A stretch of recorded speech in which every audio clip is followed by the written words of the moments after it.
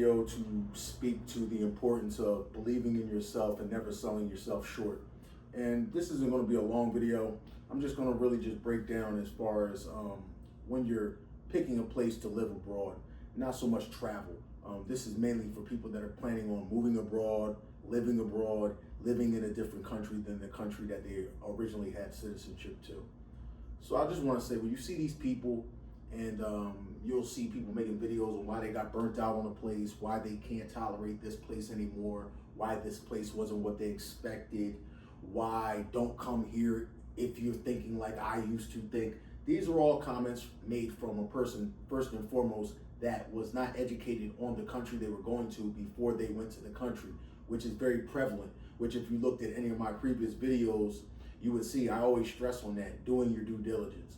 And doing your due diligence helps avoid being in situations to where you are shocked or you are just blown away, overwhelmed rather, by the location you chose to show up at, and you were expecting one thing and you get another. Because doing your due diligence, finding the information, mainly you need to be focused on one thing: how this pertains to you. You cannot judge your travel off of another person's travel experience. When they're giving you how they were treated, how they found the people to be, treated them, the locals, I mean, in whatever country, how functional they found the country, how efficient it was, anything like that, cost of living. This is all dependent on just that individual person. So we must keep that in mind. And I feel as though a lot of people lose the value in that original thought of the fact of no two people will have the same travel experience. And that gets me back to the original point of this video, which is doing your due diligence is very important, or you will get burnt out. It is impossible. The more information you have on a place before going, and I don't mean you're just basically looking at people doing travel content. I'm talking about actually doing real due diligence, looking up the economy, looking up the currency, how it interact with your currency, how your style of living. Everybody's not living at the same level or have the same expectations in living conditions. So you can't monitor your price off of another person's price. So you must be able to monitor that off of your own funds, what you have coming in, what you're earning, what you're currently living in as far as living conditions, your own standard of living. Everyone has a different standard of living. So if you go to a place like Thailand, for instance, or most places in Southeast Asia, the build quality, if you're coming from America, will not be the same build quality. They build a lot faster because of less regulations and things of that nature. And I can speak towards this because I did 20 years union carpentry in America before leaving the country. So I know how these things work. They're less regulated, which increases the speed. As you'll see, condos go up just back to back to back, new building here, new building there. This is a regular occurrence if you live in Southeast Asia. You'll see this in Cambodia now, especially in Phnom Penh. You'll see this in Vietnam. A lot of these places are just getting populated quickly. Ho Chi Minh City and Da Nang and Hanoi. People are going to these areas now because Vietnam is a beautiful place and very financially effective place to be if you're using U.S. currency as well. So a lot of people are going to these places. But I say all that to say, if you're in these areas, you'll notice rapid building of condos. They're always popping up. That's because they're not the same build quality and they don't have to go through the same inspections, the same regulations.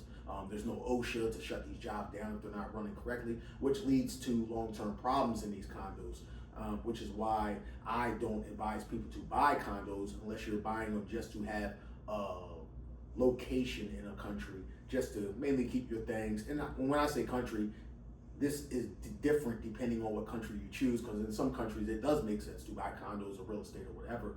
But right now I'm speaking towards Thailand because that's the one country other than America to where I own any property. My condo in Bangkok and my condo in Koh Samui.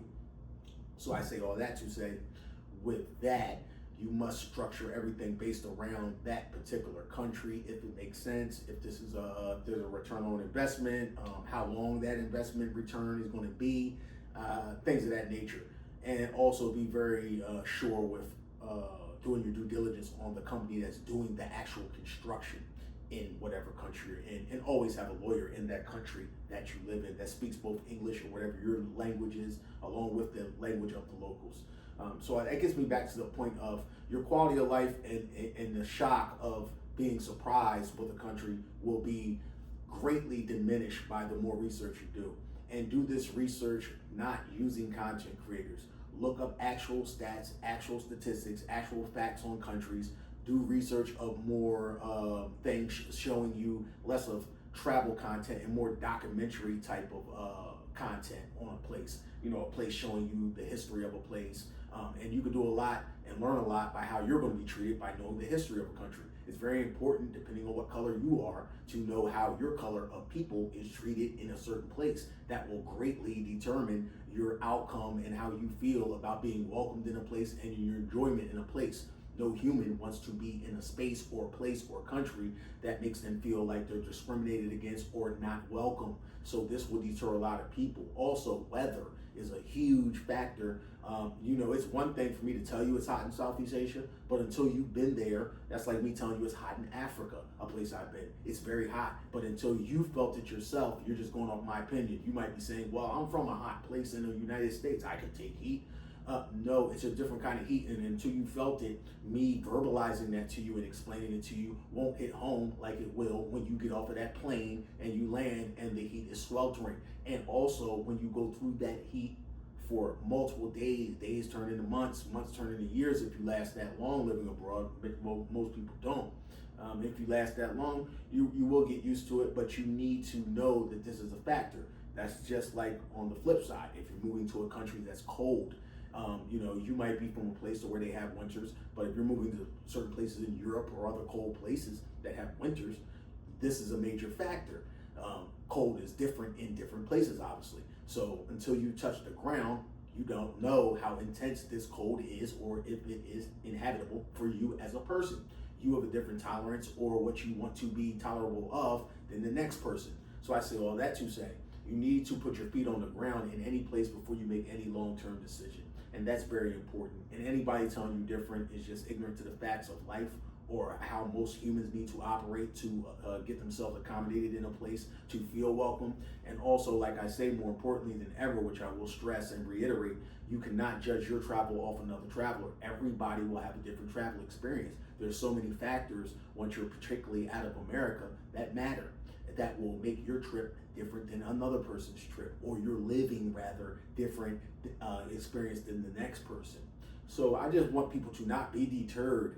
Don't be deterred seeing a country that you might have had in mind, and you might see a content creator or multiple content creators say, don't come here, it's not like it used to be.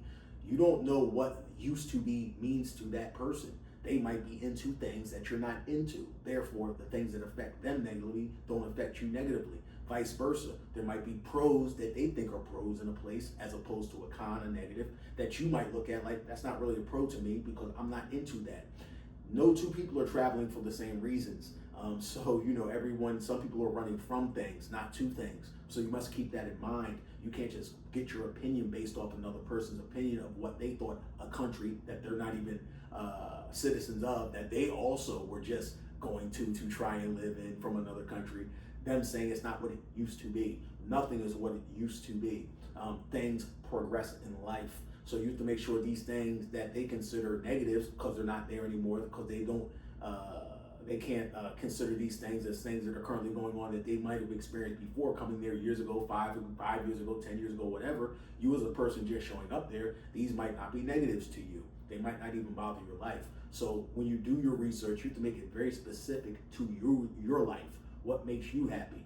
Your lifestyle. If you're a person who works out, you want to know gym prices, you want to know how many gyms you want to serve. All this is accessible by you doing your due diligence and narrowing it down to an area.